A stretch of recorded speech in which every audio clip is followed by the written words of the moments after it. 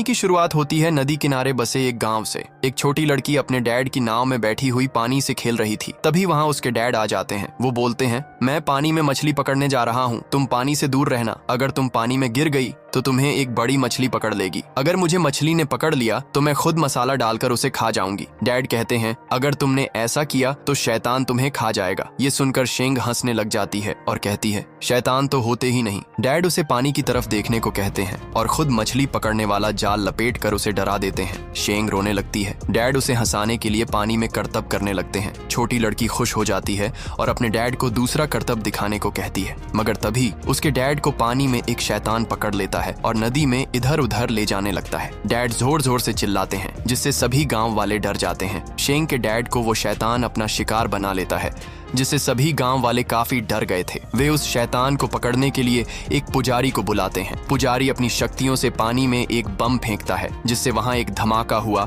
और बड़ी मनटारे मछली मर जाती है। वो गांव वालों को यह यकीन दिलाता है कि उसने शैतान को पकड़ लिया है। अब आप लोगों को फैसला करना है कि इसके साथ क्या करना है। तो सभी गांव वाले उस मछली को मारने की बात करते हैं क्योंकि उस मछली ने एक आदमी की जान ले ली थी। सभी गांव वाले पुजारी को शैतान को पकड़ने के लिए तोहफे और पैसे देते हैं, मगर तभी वहां पर तांग नाम का एक लड़का आ जाता है। वह सभी गांव वालों से कहता है, आप सभी गलत समझ रहे हो। मंटारे मछली ने उस इंसान को नहीं मारा क्योंकि मंटारे मछली बहुत मासूम होती है जो किसी को नहीं मारती। गांव का एक आदमी तांग से पूछता है, तुम कौन हो? तांग जवाब देता है, मैं एक बौद्ध पुजारी हूँ और मेरा काम है शैतान को पकड़ना। आप सभी मुझे डीमन हंटर भी कह सकते हैं। ये सब सुनकर पुजारी को गुस्सा आता है क्योंकि गांव वाले तांग की बातों पर यकीन करने लगते हैं। इसलिए पुजारी अपनी बातों से गांव वालों को तांग के खिलाफ कर देता है। ये धोखेबाज है। सभी गांव वाले गुस्से में आकर तांग को मारने लगते हैं और रस्सी से बांधकर लटका देते हैं। फिर पुजारी सबको यकीन दिलाता है, मैंने शैतान को मार दिया है, अब आप सभी नदी में जा सकते हैं। सभी गांव वाले बहुत खुश हो जाते हैं और नदी में कूदने लगते हैं। वे खूब मजे करते हैं, मगर तभी तांग को वह शैतान वहां आता हुआ दिखाई देता है। वह सभी गांव वालों से कहता है, नदी से बाहर निकलो, मगर कोई उसकी बात नहीं सुनता और वही शैतान एक लड़की को अपना शिकार बना लेता है। ये देखकर सभी गांव वाले नदी से बाहर निकलने लगते हैं। एक आदमी पुजारी से कहता है, तुमने हमसे झूठ बोला। तो पुजारी उन्हें शांत रहने को कहता है, मगर तभी शैतान अपनी जुबान से एक और आदमी को शिकार बना लेता है। ये देखकर सभी गांव वाले बहुत डर जाते हैं और भागने लगते हैं। तभी एक औरत अपनी बेटी के बारे में पूछती है, मगर गांव वाले उसे पकड़कर एक सुरक्षित जगह ले जाते हैं। गांव का सरपंच पुजारी को पकड़ता है और अपने पैसे मांगते हुए कहता है, तुमने तो कहा था कि तुमने शैतान को मार दिया। तो पुजारी झूठ बोलता है। अब एक और शैतान आ गया है और सबको शांत रहने को कहता है, मगर तभी शैतान सरपंच को भी अपना शिकार बना लेता है। ये देखकर पुजारी भी बहुत डर जाता है और वहाँ से भाग जाता है। तांग सभी से कहता है, भागो मत, जहाँ हो वहीं रुक जाओ और नीचे लेटकर मरने का नाटक करो। थोड़ी देर बाद वहाँ सन्नाटा हो जाता है। शैतान नदी में घूम रहा होता है, मगर तभी जेन नाम की औरत अपनी बेटी को आवाज देती है जिससे शेंग वहाँ से भागने लग जाती है। ये देखकर वह शैतान उस बच्ची पर हमला करता है और उसे नदी में खींचने लगता है। जेन अपनी बेटी को बचाने आती है। उसके साथ गाँव वाले भी आते हैं। वे शैतान से लड़की को छुड़ाने की कोशिश करते हैं मगर नाकाम रहते हैं और वह शैतान शेंग को अपना शिकार बना लेता है। तांग भी किसी तरह रस्सी खोलकर खुद को आजाद कर लेता है। जेन अपनी बेटी का बदला लेने के लिए पानी में कूद जाती है। तभी शैतान उसके सामने आ जाता है। जेन कहती है, मुझे मेरी बेटी वापस कर दो, लेकिन शैतान उसे भी खा जाता है। फिर वह एक पुल के खंभों को तोड़ देता है जिससे गाँव वाले गिर जाते हैं और एक छोटा बच्चा नीचे नदी में गिरने लगता है। उसी के साथ साथ पुजारी भी पुल पर लटक जाता है,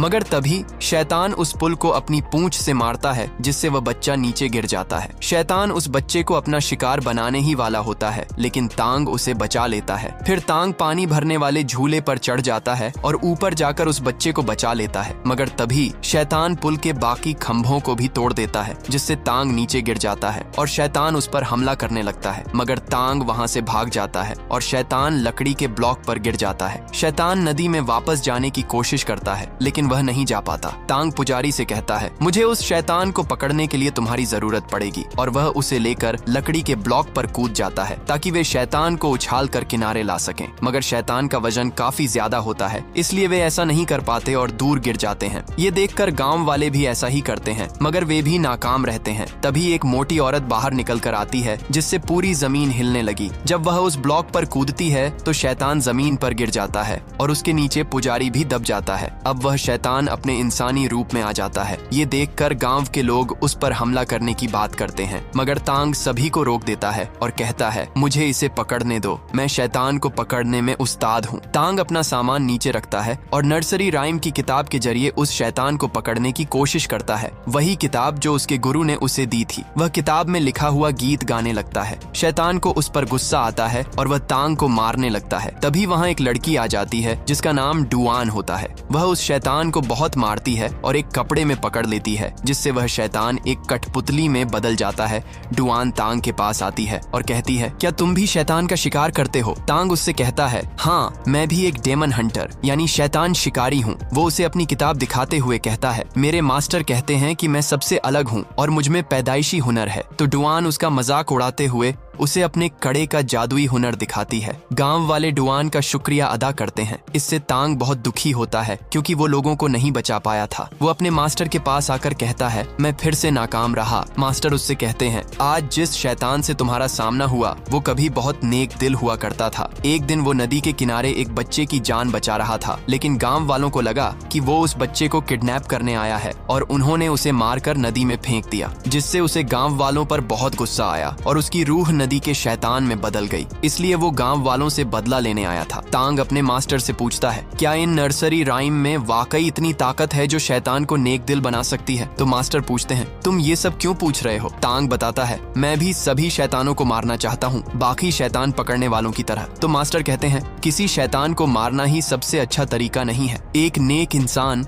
शैतान को अच्छा बनाने की कोशिश करता है, उसके स्वभाव को बदलने की कोशिश करता है। तांग रोने लग जाता है और कहता है मैं सबकी जान बचा सकता था। तब उसके मास्टर कहते हैं तुमने कोई गलती नहीं की। जब तुम्हें सब चीजों का ज्ञान हो जाएगा तब तुम समझ पाओगे कि उन नर्सरी राइम में कितनी ताकत है, और वो उसे वहां से भेज देते हैं। फिर हमें एक कपल को दिखाया जाता है जो एक रेस्टोरेंट में पहुंचते हैं जो पूरी तरह से खाली होता है। इससे वो हैरान हो जाते हैं। तभी वहां रेस्टोरेंट का वेटर आ जाता है। वो उन्हें होटल के बारे में बताता है और खाना परोसने लगता है। वेटर उनसे खाने के बारे में पूछता है खाना कैसा बना है? तो वो दोनों कपल कहते हैं खाना बहुत अच्छा बना है, क्या आपने बनाया है? तो वेटर कहता है ये खाना हमारे उस्ताद ने बनाया है जो बहुत ही लजीज खाना बनाते हैं। फिर हमें उस शेफ को दिखाया जाता है जो असल में सुअर वाला शैतान होता है जिसने खाना बनाया था। वो शेफ दिखने में बहुत खूबसूरत होता है और वो उन दोनों कपल के सामने डांस करता है, जिससे वो लड़की उस शेफ पर फिदा हो जाती है और बात करने की जिद करती है, मगर शेफ मना कर देता है। जब वो लड़की नहीं मानती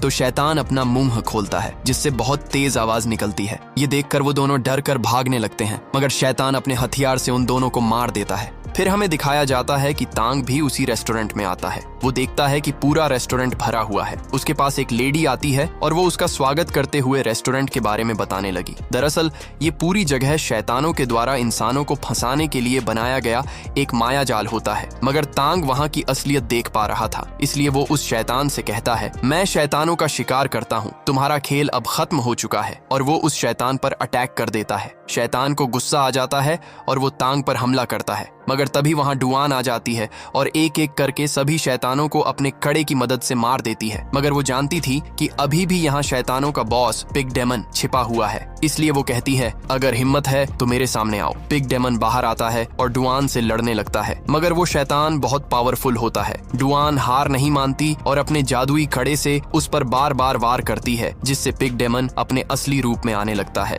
वो अपने हथियार से डुआन को मारने की कोशिश करता है, लेकिन डुआन खड़े से खुद को बचा लेती है, जिससे उसका हथियार जमीन में धंस जाता है। डुआन अपने खड़े को शैतान के गले में फंसा देती है और उसे पीछे से पकड़ लेती है। वो तांग से कहती है इस शैतान की बुराई का निचोड़ इसके गले में है, इसीलिए तुम्हें इसे चूस कर बाहर निकालना होगा। मगर तांग देखता है कि उस शैतान का चेहरा बहुत भयानक होता है, जिससे उसे बहुत घिन आती है। फिर भी वो किसी तरह हिम्मत करके पिग डेमन को निचोड़कर उसकी बुराई को अपने मुंह में ले लेता है। इससे उसे बहुत तकलीफ हो रही होती है, इसीलिए डुआन तांग के मुंह से शैतान की बुराई को निकालकर अपने कपड़े में बांध लेती है। मगर पिग डेमन बहुत ताकतवर होता है, जिससे वो उस बैग को फाड़ देता है। ये देखकर डुआन और तांग वहां से भागकर एक सुरक्षित जगह पर पहुंचते हैं और पूरा होटल तबाह हो जाता है। डुआन तांग को बताती है उस पिग डेमन को मारने पर हमें बहुत पैसे मिल सकते थे, मगर वो बहुत पावरफुल है, इसलिए मैं उसे पकड़ नहीं पाई। तांग कहता है मैं शैतान को पकड़कर उनमें अच्छाई पैदा करना चाहता हूँ, जिस पर डुआन हंसते हुए कहती है ऐसा करने से तुम मारे जाओगे। तांग फिर डुआन का शुक्रिया अदा करता है क्योंकि डुआन ने उसकी जान बचाई थी। तांग की अच्छाई की वजह वजह से डुआन को उससे प्यार हो जाता है, इसलिए वो उसे किस करने को कहती है, मगर तांग वहाँ से भाग जाता है। अगले दिन तांग अपने मास्टर के पास जाकर पिग डेमन के बारे में पूछता है। मास्टर बताते हैं पिग डेमन पहले दिल का बहुत अच्छा हुआ करता था, मगर उसकी शक्ल बहुत ही बदसूरत थी, लेकिन वो अपनी पत्नी से बहुत प्यार करता था। उसकी पत्नी ने उसे धोखा देकर किसी और के साथ भाग गई और उन दोनों ने पिग डेमन को एक खंजर से मार डाला, इसलिए वो एक शैतान में बदल गया। तांग कहता है मास्टर, मैं ऐसे शैतान को नहीं पकड़ पाऊंगा, वो बहुत ताकतवर है। तो मास्टर कहते हैं तुम्हें उसे पकड़ने के लिए उससे भी ताकतवर किसी को ढूंढना होगा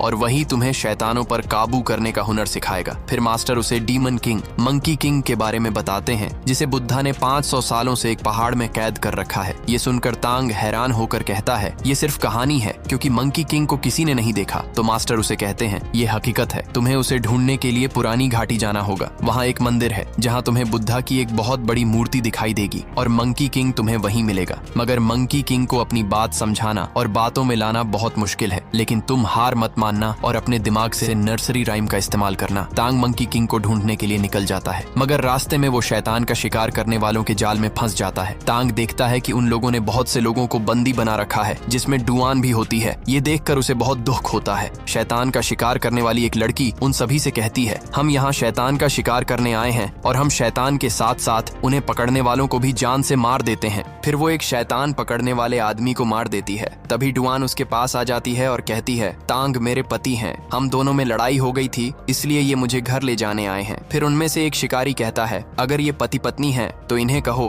कि ये एक दूसरे के गले लगें, मगर तांग ऐसा नहीं करता, जिससे वो शिकारी उनके गले पर खंजर रख देते हैं। तांग मजबूरी में तैयार हो जाता है, मगर डुआन ओवर एक्टिंग कर रही होती है। तांग सब कुछ समझ जाता है और उसके हाथ पर लगे हुए किले को निकाल लेता है। फिर कहता है तुम सभी मिले हुए हो। ये सब देखकर डुआन को अपने साथियों पर गुस्सा आता है, क्योंकि डुआन उन सभी की बॉस होती है। डुआन तांग से कहती है मेरे पास तुम्हें मनाने का और कोई दूसरा रास्ता नहीं था, मैं तुम्हें बहुत पसंद करती हूँ। मगर तांग उसे कहता है मैं बस एक मामूली सा शिकारी हूँ और मुझे अपना लक्ष्य पाना है, मैं तुमसे प्यार नहीं कर सकता, बेहतर होगा तुम मुझे भूल जाओ। वो वहाँ से जाने लगता है, मगर डुआन के साथ ही तांग को पकड़ लेते हैं। फिर डुआन उसे पिंजरे में कैद कर देती है। डुआन अपने साथियों से कहती है मुझे समझ नहीं आता कि तांग मुझे पसंद क्यों नहीं करता। उसकी साथी कहती है इसमें मैं तुम्हारी मदद कर सकती हूँ, वो भी इन पेपर डॉल की मदद से। इसे मैं तुम्हारी पीठ पर लगा दूंगी और तुम वैसे ही करोगी जैसा मैं करती हूँ। फिर डुआन तांग के पास जाती है, मगर बाहर डुआन के साथी आपस में लड़ने लग जाते हैं। अब डुआन भी कठपुतली की वजह से उस लड़की के वश में होती है, इसलिए वो भी तांग को मारने लग जाती है। जब वो होश में आती है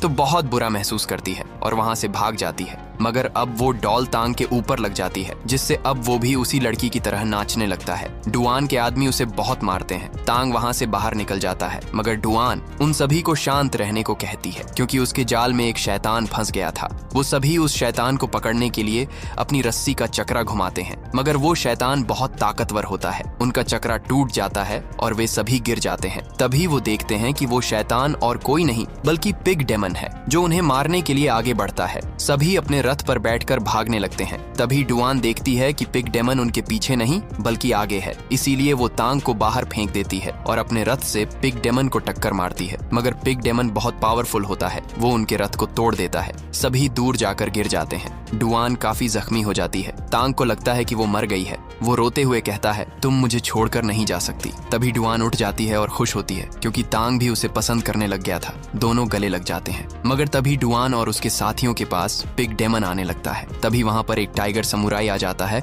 और उस शैतान और उन दोनों के बीच लड़ाई शुरू हो जाती है। समुराई पिग डेमन को बहुत आसानी से हरा देता है। पिग डेमन भाग जाता है। समुराई उसका पीछा करने जाता है, मगर रास्ते में उसका सामना एक और समुराई से होता है, जिसका नाम ओन द माइटी फुट होता है। उसकी पावर उसके पैरों में होती है। दोनों की फाइट हो जाती है, मगर फाइट करते करते वो रुक जाते हैं, क्योंकि उनके बीच अचानक हवा में एक तलवार आकर गिरती है। वो देखते हैं कि तलवार फेंकने वाला और कोई नहीं बल्कि प्रिंस इम्पोर्टेंट होता है, जो तलवारबाजी में बहुत माहिर था। तीनों किसी भी तरह पिग डेमन को पकड़ना चाहते थे, मगर साथ में नहीं बल्कि अलग अलग, क्योंकि जो उसे पकड़ेगा वही सबसे माहिर शिकारी कहलाएगा। इसलिए वो आपस में बहस करने लगते हैं। तांग उन्हें समझाता है तुम सब में लड़ने के बेहतरीन हुनर हैं, इसलिए तुम सबको मिलकर पिग डेमन का मुकाबला करना चाहिए, वरना वो पूर्णिमा की रात और भी ताकतवर हो जाएगा। मगर वो उसकी बात नहीं मानते और उसे भिखारी कहकर मजाक उड़ाते हैं। तांग अपने सफर की ओर निकल पड़ता है। डुआन कहती है, मैं भी तुम्हारे साथ चलूंगी, मगर तांग जवाब देता है, मैं तुम्हारी वजह से अपना रास्ता भटक रहा हूँ, मैं तुमसे प्यार नहीं कर सकता, मुझे अपनी नर्सरी राइम की किताब वापस चाहिए। गुस्से में डुआन किताब फाड़ देती है और तांग को मारते हुए कहती है, अगर आज मैं न होती तो तुम जिंदा नहीं होते, तुम बुजदिल हो। तांग वहाँ से चला जाता है। डुआन भी अपने साथियों से कहती है, मुझे अकेला छोड़ दो। इधर तांग मंकी किंग को ढूंढने का सफर शुरू करता है। कई दिनों बाद वो पहाड़ियों पर बने मंदिर पर पहुंचता है, मगर वहाँ बुद्धा की मूर्ति दिखाई नहीं देती। वहाँ रखे बाउल में वो अपना मुंह धोता है, तभी उसे बाउल में कुछ लिखा दिखाई देता है, आईने में छिपे हुए प्रतिबिंब को पहचानो। वो ध्यान लगाता है तो उसे बुद्धा की मूर्ति नजर आती है, जो आधी पानी में छिपी हुई थी। पहाड़ों को पार करके वो उस मूर्ति के पर्वत पर पहुंच जाता है, जहां उसे अंदर जाने का रास्ता दिखाई देता है, जो फूलों के नीचे छिपा हुआ था। वो अंदर आता है, मगर तभी उसके पास एक आदमी आता है जो पागलों जैसी हरकत कर रहा होता है। तांग डर जाता है और कहता है, मैं मंकी किंग को ढूंढने आया हूँ। तब वो आदमी कहता है, मैं ही मंकी किंग हूँ। वो तांग को देखकर खुश होता है और अपनी कहानी सुनाने लगता है।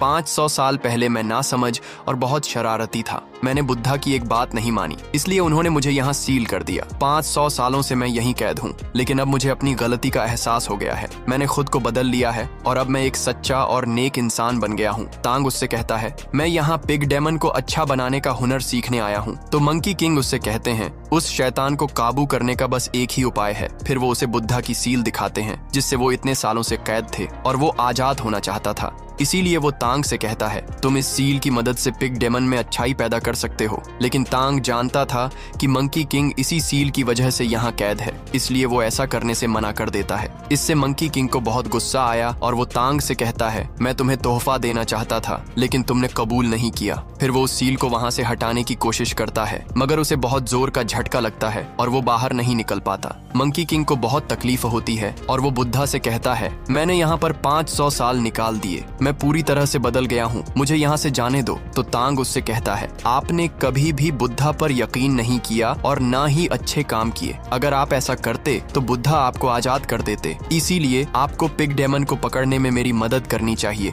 क्योंकि उसने बहुत से लोगों की जान ली है। मंकी किंग उसकी बात मान लेता है और कहता है, तुम्हें किसी भी तरह से पिग डेमन को बहला फुसलाकर यहाँ लाना होगा, और ये सब तुम्हें एक लड़की की मदद से करना होगा, क्योंकि उसकी पत्नी ने उसे धोखा दिया था, मगर वो अब भी उससे प्यार करता है। अगर उसे ऐसा लगे कि वो उसकी पत्नी है तो वो यहाँ जरूर आएगा और मैं उसे पकड़ लूंगा। तभी वहाँ डुआन भी आ जाती है, जो अभी भी तांग का पीछा कर रही थी। फिर हमें दिखाया जाता है कि डुआन डांस करके पिग डेमन को अपनी तरफ बुलाने लग जाती है। पिग डेमन वहाँ आकर तांग पर हमला कर देता है, मगर डुआन उसे बचा लेती है और मंकी किंग उस पिग डेमन को अपनी गुफा में खींच लेता है और उसे एक पिग में तब्दील कर देता है। डुआन पिग डेमन की कठपुतली बना देती है और तांग को वो मछली और पिग डेमन की कठपुतली दे देती है ताकि वो उन्हें अच्छा बना सके। फिर वो कहती है, मैं तुमसे शादी करना चाहती हूँ, और वो अपनी जादुई कड़े को रिंग बनाकर तांग की उंगली में पहना देती है। तांग बहुत हैरान हो जाता है और उस रिंग को निकालने की कोशिश करता है, मगर वो नहीं निकलती। इसीलिए वो डुआन से कहता है, मैं तुमसे प्यार नहीं करता, और अगर ये रिंग नहीं निकली तो मैं अपनी उंगली ही काट लूंगा। ये सुनकर डुआन दुखी हो जाती है। वो रिंग निकाल लेती है और कहती है, आज के बाद मैं तुम्हें कभी तकलीफ नहीं दूंगी। फिर डुआन तांग को उसकी किताब देती है, जिसे उसने जोड़ दिया था, मगर तांग उस किताब को लेने से मना कर देता है। डुआन वहाँ से चली जाती है। तांग भी मंकी किंग का शुक्रिया अदा करता है और वहाँ से निकल जाता है। गुफा से बाहर आते ही उसे डुआन की याद आने लगती है और वो वहीं बैठ जाता है। मंकी किंग कहता है, आज चांदनी रात है, लेकिन मैं इसे नहीं देख सकता। फिर वो वहाँ लगे कमल के फूल को तोड़ देता है, जिससे चारों तरफ के फूल राख हो जाते हैं और मंकी किंग आजाद हो जाता है, क्योंकि आज पूर्णिमा थी और मंकी किंग उन्हीं फूलों की वजह से कैद था। मंकी किंग तांग को मारने लगता है और कहता है, मैं आजाद हूँ। तो तांग जवाब देता है, ज्यादा खुश होने की जरूरत नहीं है, बुद्धा अभी भी यहीं है। वो हाथ जोड़ लेता है। ये देखकर मंकी किंग को गुस्सा आता है और वो तांग के सिर के बाल खींच कर निकाल देता है। तांग को बहुत तकलीफ होती है, मगर वो हिम्मत नहीं हारता और अभी भी बुद्धा पर यकीन रखता है। तभी वहाँ वो समुराई आ जाते हैं और मंकी किंग का मजाक उड़ाने लगते हैं। टाइगर समुराई उससे लड़ाई करता है, मगर मंकी किंग बहुत पावरफुल होता है और आसानी से उसे हरा देता है। फिर ऑलमाइटी फुट कहता है, ये तो एक पागल सा बंदर है, इसे तो मैं अपने पैरों से कुचल चल दूंगा। वो एक चट्टान पर बैठकर अपने छोटे से पैर की पावर को रीजनरेट करता है और उसे विशालकाय बना लेता है। फिर वो मंकी किंग पर हमला करता है, मगर मंकी किंग अपनी ताकत से उसके पैर में छेद कर देता है और उसे प्रिंस इम्पोर्टेंट के पास गिरा देता है। प्रिंस अपनी तलवारें निकालकर मंकी किंग पर हमला करता है, मगर उसके हमले मंकी किंग पर कोई असर नहीं करते। मंकी किंग अपनी छड़ी से उसकी तलवारों को बेअसर कर देता है। गुस्से में प्रिंस अपनी सभी तलवारों को जोड़कर एक बड़ा वार करता है। मंकी किंग अपनी छड़ी से उसे रोकता है, मगर प्रिंस अपनी तलवार उसकी बॉडी में घुसा देता है। मंकी किंग इतना ताकतवर था कि उसने प्रिंस की तलवार तोड़ दी और उसे हरा दिया। फिर मंकी किंग अपनी आवाज से उन सभी को जला देता है। अब वो तांग के पास आकर कहता है, अब तुम्हारी बारी है, मैं तुम्हें भी खत्म कर दूंगा। तभी वहाँ डुआन आ जाती है और अपने कड़े से मंकी किंग पर हमला करती है, मगर मंकी किंग उसके हमले आसानी से रोक देता है और डुआन के हाथ पैर तोड़ देता है। ये देखकर तांग बहुत दुखी होता है। डुआन कहती है, मैं फिर से तुम्हारे पास आ गई हूँ क्योंकि मैं तुमसे प्यार करती हूँ। क्या तुम मुझे नहीं चाहते? तांग कहता है, मैंने जब से तुम्हें देखा तभी से तुम्हारे लिए पागल हूँ। मैं हमेशा तुम्हें चाहता रहूंगा। डुआन कहती है, मैं हमेशा तुम्हारे साथ नहीं रह पाऊंगी, इसलिए मुझे अपने गले लगा लो। तांग रोते हुए उसे गले लगाता है और उसके कड़े को अपनी उंगली में पहन लेता है, मगर तभी मंकी किंग डुआन की बॉडी को आसमान में फेंक कर खत्म कर देता है। ये देखकर तांग बहुत टूट जाता है। जिस लड़की से तुम प्यार करते थे उसे तो मैंने खत्म कर दिया, अब तुम्हारा बुद्धा क्या करेगा? तांग अपनी नर्सरी राइम पढ़ने लगता है। वो देखता है कि डुआन ने जब उसकी किताब जोड़ी थी तो गलती से वो बुद्धा के मंत्रों में बदल गई थी क्योंकि उसे पढ़ना नहीं आता था। अब बुद्धा के मंत्र पढ़ने से तांग के चारों तरफ रोशनी फैल जाती है और बुद्धा की शक्ति उसे प्रोटेक्ट करती है। मंकी किंग उसका कुछ नहीं बिगाड़ पाता। अब पर्वत पर बुद्धा की मूर्ति बनने लगती है, मगर मंकी किंग गुस्से में उसे तोड़ देता है। तभी पृथ्वी के ऊपर बुद्धा प्रकट होते हैं और अपने विशाल हाथ से मंकी किंग को दबाने लगते हैं। मंकी किंग गोरिल्ला रूप में आकर बुद्धा के हाथ को रोकने की कोशिश करता है, मगर वो हार जाता है और बुद्धा के हाथ के नीचे दब जाता है। इस तरह मंकी किंग एक दिव्य जगह पर पहुंचता है और अब इंसानी रूप में आ जाता है। तांग उसके पास आता है और अपनी अंगूठी से उसके लिए मुकुट बना देता है, क्योंकि अब मंकी किंग तांग के मंत्रों से सुधर चुका था। फिर हमें तांग के मास्टर दिखाई देते हैं जो कहते हैं, तुमने जिंदगी का असली मकसद समझ लिया है। तांग कहता है, दुनिया तकलीफों से भरी है, उन्हें मिटाना मेरा काम नहीं, मैं तो बस बदलाव लाना चाहता हूँ, जिसके लिए मुझे शास्त्रों की 22 किताबें पढ़नी है। मास्टर कहते हैं, तुम्हें भारत जाकर उन किताबों को ढूंढ कर पढ़ना होगा, इसमें बहुत खतरा है, मगर ये 3 डेमन तुम्हारी मदद करेंगे, क्योंकि अब वाटर डेमन, पिग डेमन और मंकी किंग इंसानी रूप में आ गए थे। वे तीनों सुधर चुके थे और अब अपने मास्टर तांग के साथ दक्षिण भारत की तरफ निकल जाते हैं। अगर आपको वीडियो अच्छी लगी हो तो इसे लाइक करें, अपने दोस्तों के साथ शेयर करें और ऐसे ही मजेदार कंटेंट के लिए चैनल को अभी सब्सक्राइब कर लें।